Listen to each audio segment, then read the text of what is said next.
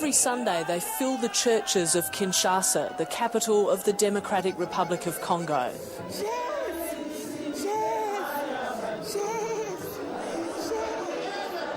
It's a weekly ritual to soothe the suffering.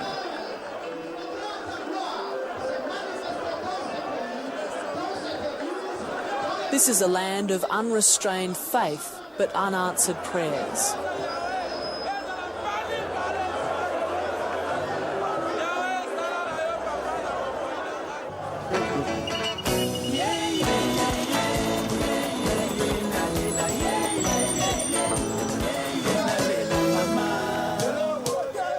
People here have never seen the benefits of the country's huge mineral wealth. What was the Belgian Congo, then Zaire, was always plundered by its ruling elite.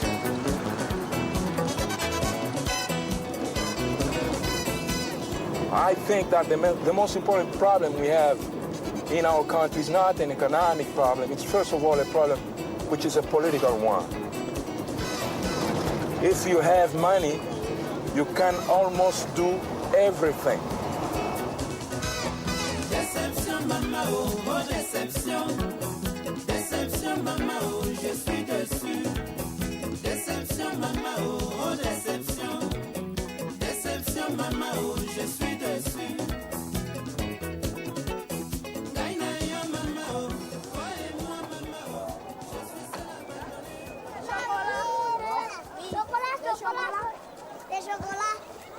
More than 40 years after independence, only European troops prevent conflict in one corner of the country. The Democratic Republic of Congo is emerging from a catastrophic war fuelled by politics, greed and tribal payback. The conflict has sucked in other African countries and has been largely ignored by the West. This has been the site of what's described as Africa's World War. The Congolese have been fighting each other and their neighbours. The conflict has claimed more than 2.5 million lives, but most of the casualties haven't been on the battlefield. They've been civilians who've died of hunger and disease. Now this battered heart of Africa has a historic chance for peace. Ah, vous parlez pas français? Est-ce que vous entendez boum boum la nuit? French troops have kept the peace in the east of the country, 1,600 kilometres from the capital Kinshasa. The town of Bunia has been the centre of bloodthirsty violence between the rival Lendu and Hema ethnic groups. But for some, the soldiers arrived too late. Tell me, Mzee, what happened here?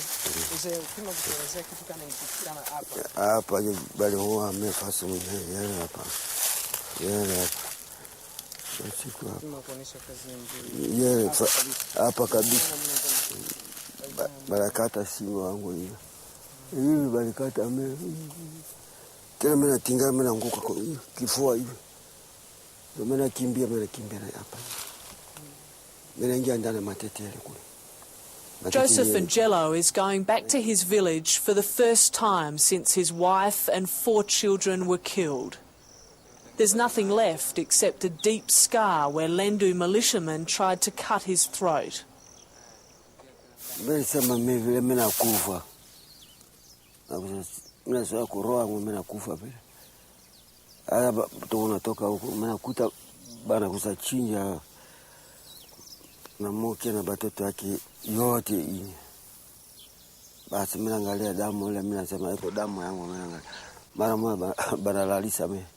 Alisema chini.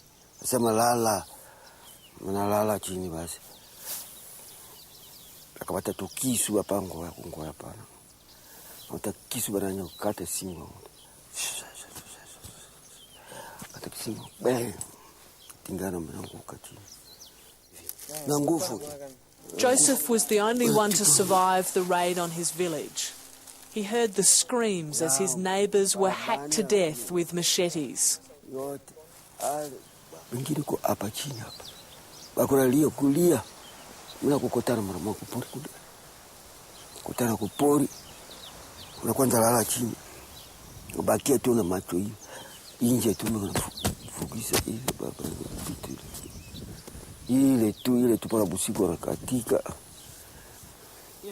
Joseph eventually found his way to hospital and safety. But hundreds of people have been killed in the latest violence in Bunia. The living must somehow start again.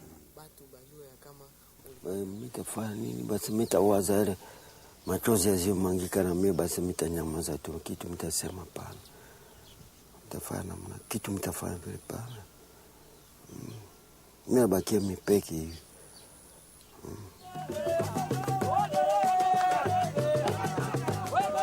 The ethnic conflict that almost cost Joseph his life is part of a much bigger fight. It's a war within a war. A competition between rival tribes and nations for control of the riches of the Congo.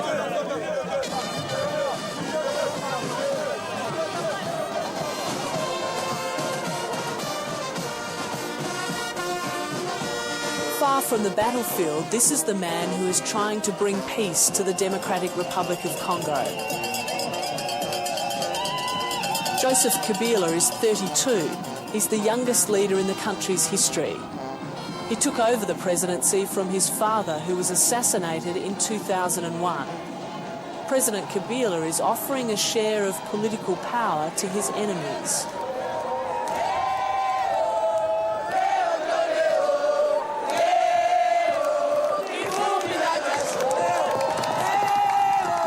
These four men are part of a political gamble. They represent the main parties and rebel groups in the Democratic Republic of Congo. Now they're being sworn in as vice presidents to run the country until elections are held in 2 years' time.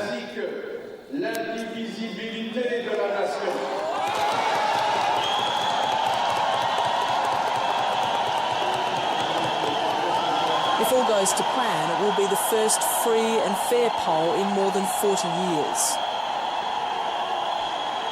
But some don't trust this new deal.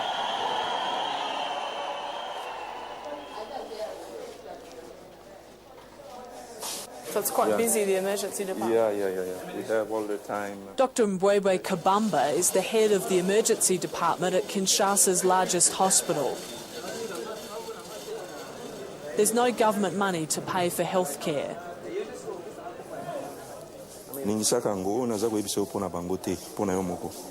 19-year-old Sesko Bandala was injured in a car accident and can't afford to pay for surgery to amputate his gangrenous leg. If I don't operate this boy right now, within 48 hours, he's going to die. That's all I can tell. Because here in that hospital, when it comes to emergencies, everything should be bought by the patient himself. So his family would need to buy the things for the operation? Everything. Dressings, gloves, blades, alcohol. And unfortunately for him, he doesn't have it. And now he has a gangrenous leg, and we have to amputate. Allez-y. Voilà. Dr. Kabamba isn't only a surgeon. Is it okay? After hours, he's the leader of an opposition political party, the Patriotic Front. But he believes the new power-sharing deal excludes important groups. His dilemma, to stay and fight or give up on his country. As I told you, I have two feelings. One feeling is to say, I give up. And I travel, I go to United States. I go to Europe.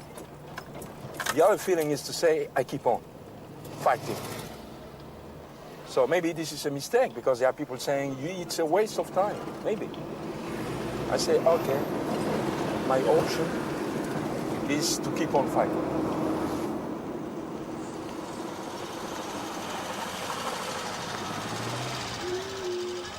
It's a choice that carries a high price. As chief surgeon, he barely earns enough money to live. So he set up a private clinic to make ends meet. I bought this compound 15 years ago. Dr. Kabamba turned down an offer to join the previous government led by Joseph Kabila's father. He didn't want to become part of what he sees as a corrupt system.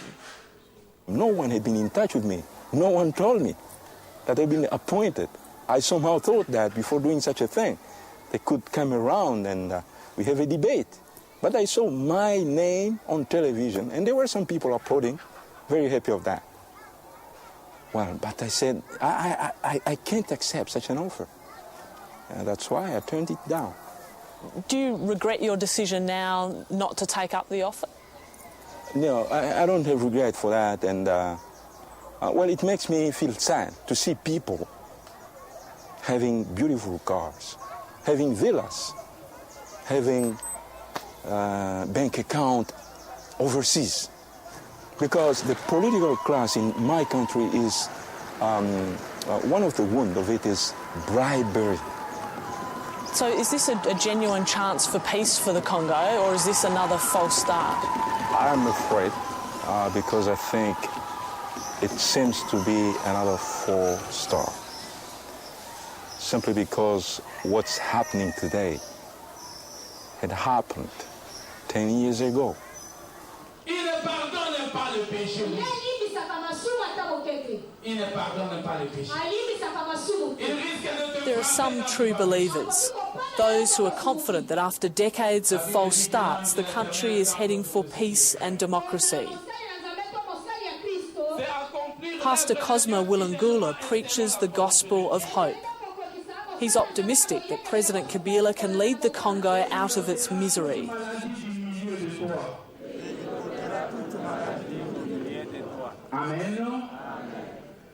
Et après les élections, nous savons que ce sera un pays véritablement démocratique qui va commencer au Congo. Away from the church, Pastor Willangula has a big office. Just the thing for the managing director of the Congo's largest gold mining company, Kilomoto. But it's a mining firm that can't mine. Most of Kilomoto's mines have been shut down by the war. Non, nous croyons que pour arriver effectivement à contrôler aujourd'hui, à reprendre toutes nos mines, nous avons besoin de la sécurité.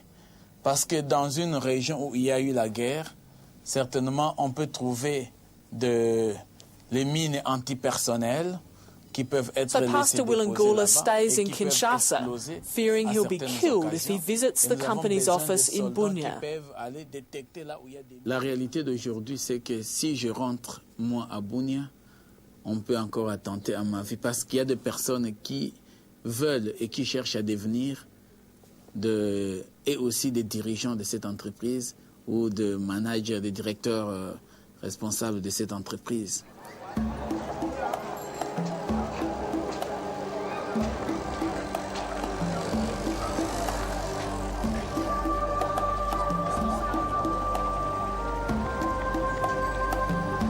This is where Pastor Willangula fears to tread. Bunia, on the other side of the country.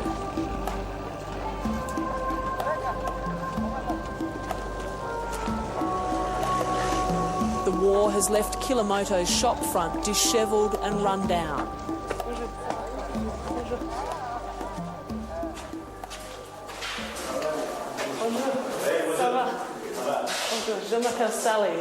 We found the office manager nursing a broken arm after narrowly escaping the local militia. But despite his plaster cast, he's confident that Bunia is now secure enough for Pastor Willangula to come back to his old job. Is it safe for the pastor to return here, to come to these offices? He can come here in Bunia, there is no problem.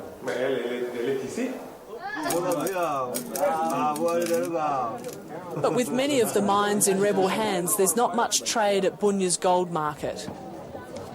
The town is at the heart of one of the richest gold-producing regions, but its resources have been a curse as well as a blessing.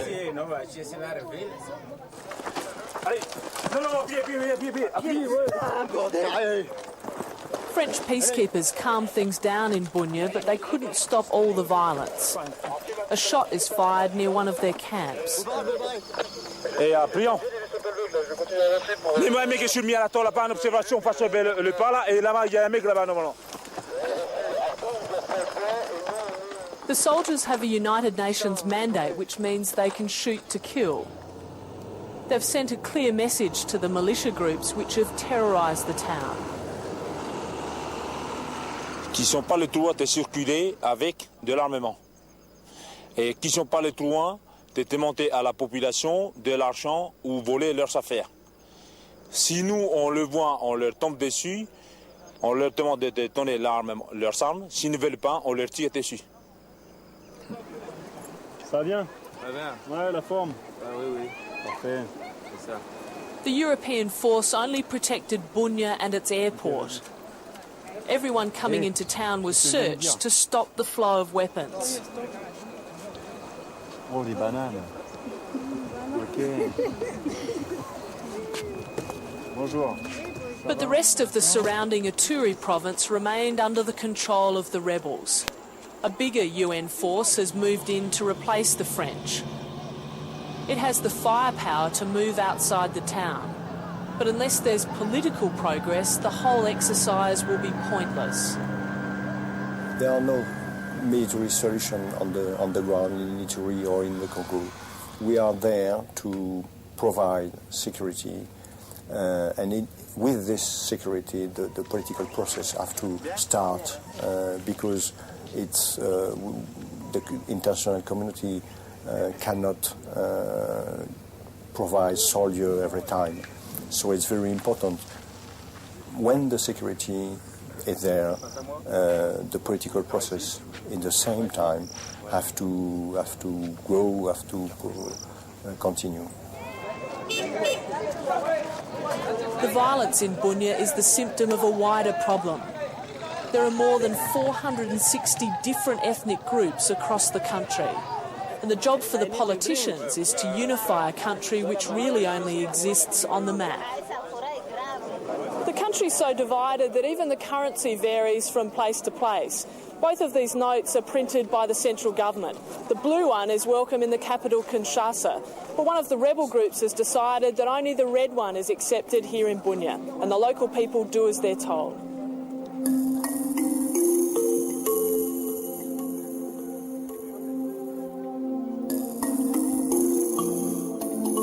The Democratic Republic of Congo has been drifting deeper into poverty and disorder. Its story is a frustrating tale of lost opportunities and widespread suffering.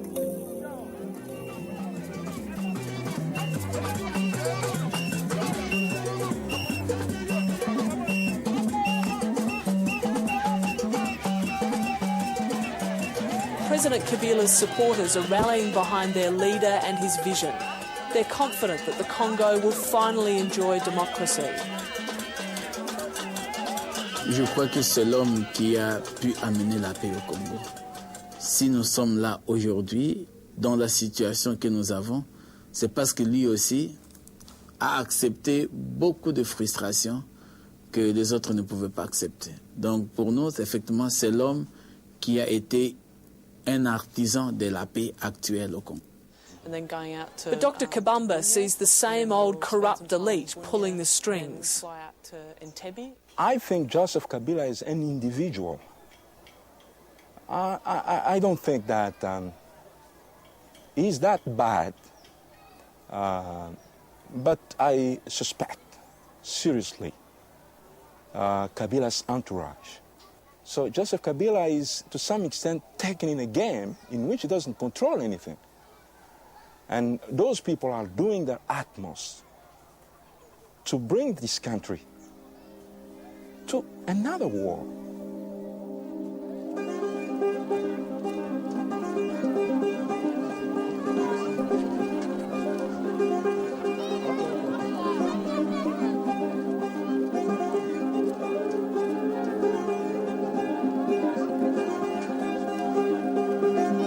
Holds little hope for those who have lost almost everything in the war.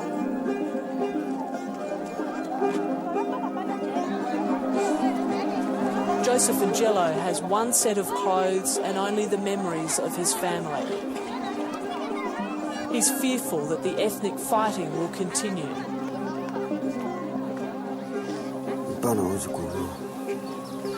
Ila bakubwa wenyewe wanapigana bao ndio wanajua kama bako napigania nini ndio wanajua. Basi mimi sasa mimi huwezi jua ile. Yote.